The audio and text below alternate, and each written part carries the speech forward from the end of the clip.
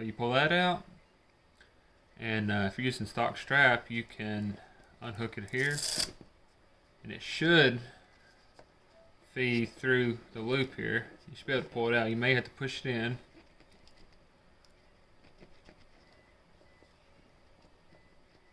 You just got to work it a little bit. It's tight.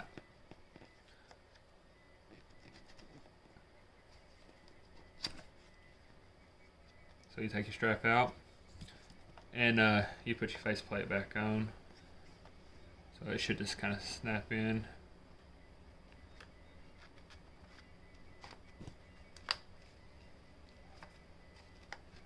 Kind of click into place. Then you take the head strap adapter, line it up in the middle like the first video,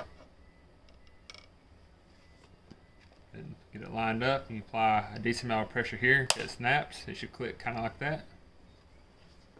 Then once you get that on, you run the head strap loop through the adapter, and you loop it how tight you need it, and that should be it.